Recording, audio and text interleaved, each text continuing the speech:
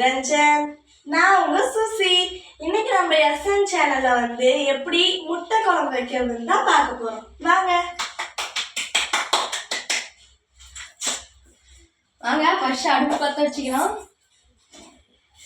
First stove on பண்ணிக்கலாம்.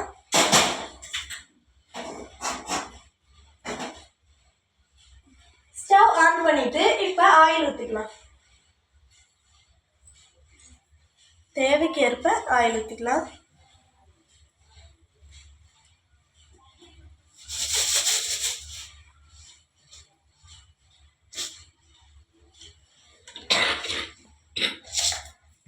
கொஞ்சம் oil சேர்த்து விட்டால் மட்டும்தான் நம்மளுக்கு குழம்பு நல்லா சூப்பராக கிடைக்கும். இப்போ கடுகு போட்டுக்கலாம். கடுகு தேவைக்கு ஏற்ப போட்டுக்கிட்டு கடுகு பார்த்தீங்கன்னா நல்லா பொரியணும். பொரிஞ்சொட்டி தான் நம்ம அடுத்தது வெங்காயம் கருவேப்பிலை இதெல்லாம் போடணும். இப்போ கடுகு நல்லா பொரியட்டும்.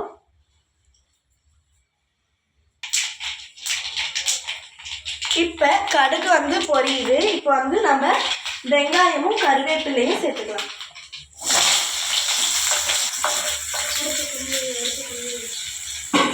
சேர்த்ததுக்கப்புறமா நல்லா இது கொஞ்சம் ப்ரௌனிஷாக வர அளவுக்கு நல்லா வதக்கிக்கலாம்.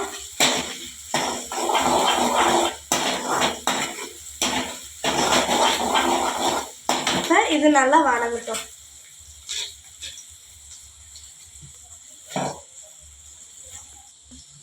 நீ இப்போ சொல்லிக்கிட்டே இருக்கிற, ஆன் பண்ணிட்டு இருக்கிற. இப்போ இதில் வெங்காயம், பூண்டு, தக்காளி, இஞ்சி, சோம்பு, பட்டை, லவங்கம் இதெல்லாம் போட்டு நம்ம அரைச்சி வச்சுருக்கோம். இப்போ இந்த பேஸ்ட்டை வெங்காயம் இந்த மாதிரி ப்ரௌனிஷாக ஆனதுக்கப்புறமா இந்த பேஸ்ட்டை நம்ம இப்போ ஆட் பண்ணி போகிறோம்.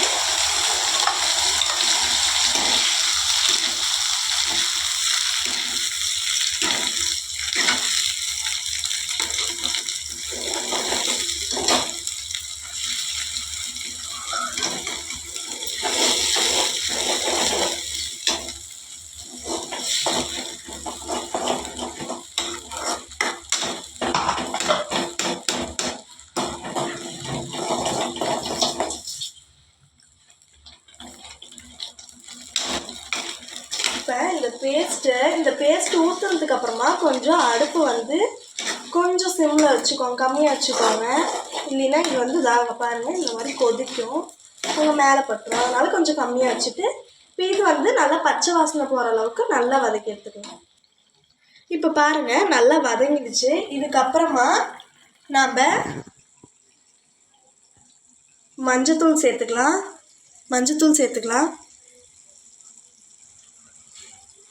அடுத்தது கறி மசால் ஆட் பண்ணிக்கலாம்.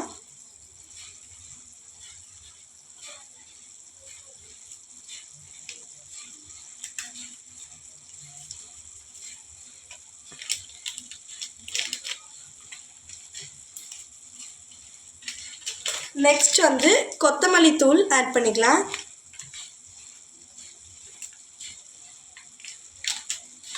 நெக்ஸ்ட்டு மிளகாய்த்தூள், காரத்துக்கு ஏற்ப மிளகாய்த்தூள் ஆட் பண்ணிக்கலாம்.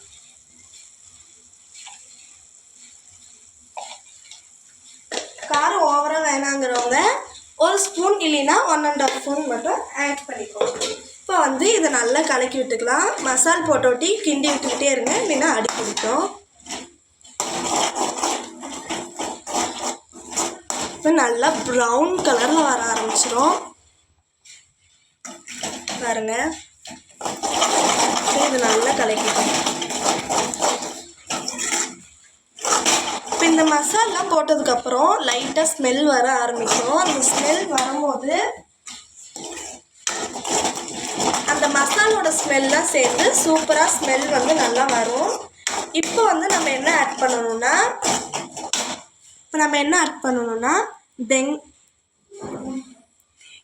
தேங்காய் பொட்டுக்கடலை நல்லா அரைச்சி வச்சுருக்கேன். தண்ணி ஊற்றி இந்த மாதிரி கொஞ்சம் பேஸ்ட் மாதிரி நீங்கள் அரைச்சி எடுத்துக்கோங்க. இப்போ இதில் ஆட் பண்ணிக்கலாம்.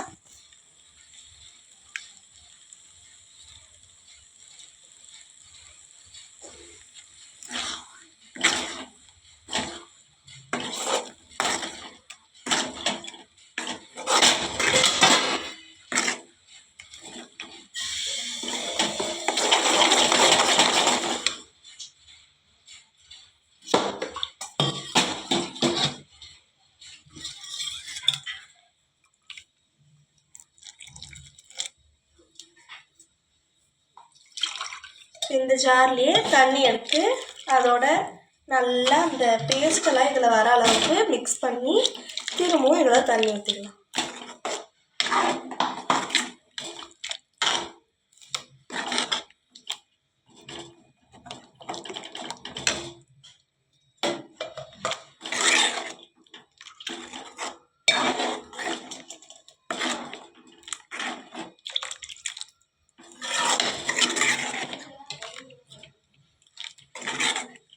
இப்போ வந்து தேவைக்கு ஏற்ப நீங்கள் எவ்வளோ குழம்பு வைக்கிறீங்களோ அவ்வளோ வந்து வாட்டர் தண்ணி ஊற்றிக்கோங்க.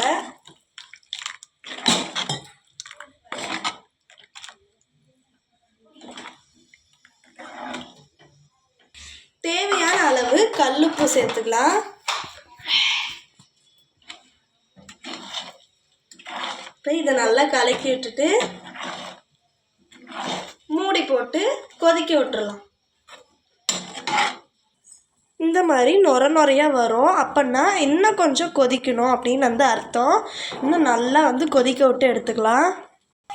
இப்போ குழம்பு இந்த மாதிரி இந்த கன்சிஸ்டன்சிக்கு நல்லா கொதிச்சு வந்ததுக்கப்புறமா ஒரு குழிக்கரண்டி குழம்பு கரண்டி இருக்குல்ல, குழம்பு வந்து இப்போ ஹை ஃப்ளேம் வைக்காமல் கொஞ்சம் கம்மியாக வச்சுக்கோங்க, சிம்மில் வச்சுக்கோங்க. அடுத்தது ஒரு குழம்பு கரண்டியில் முட்டை வந்து உடச்சி ஊற்றிக்கோங்க. மஞ்சக்கருவு கலையாத அளவுக்கு இந்த மாதிரி நல்லா இப்படி உடச்சி ஊற்றிக்கோங்க. இப்போ அந்த குழம்புக்குள்ளே அழுங்காமல் குலுங்காமல் அந்த முட்டையை அப்படியே பொறுமையாக உள்ளே விட்டுருணும். இப்போ அதே மாதிரி இன்னொரு முட்டையும் பண்ணிக்கலாம். இப்போ இன்னொரு முட்டையும் உடச்சி ஊற்றி அந்த மாதிரி தாங்க பாருங்கள், பொறுமையாக இந்த மாதிரி உள்ளே விட்டுக்கோங்க.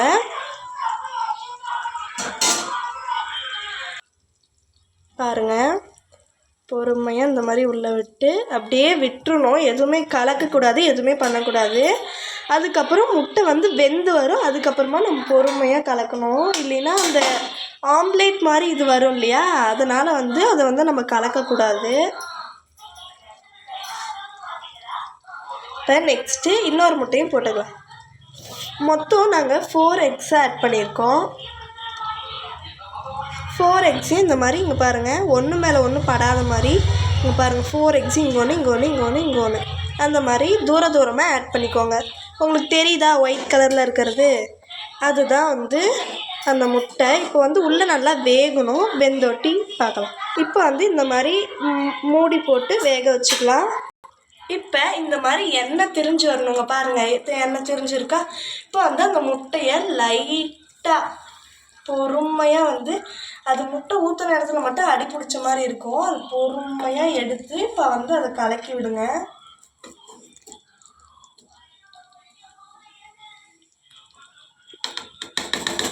இந்த மாதிரி பொறுமையாக எடுத்து விடணும். பாருங்க,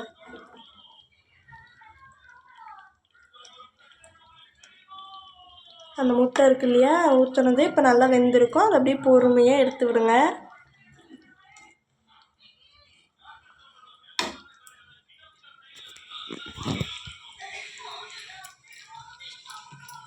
இப்போ அந்த முட்டையை மட்டும் எடுத்து விட்டுட்டு குழம்ப கலக்காமல் கொத்தமல்லி வந்து இப்படி மேலே தூவி விட்டுக்கலாம். குழம்ப பார்க்கும் போதே இப்போ எச்சு ஊறும்.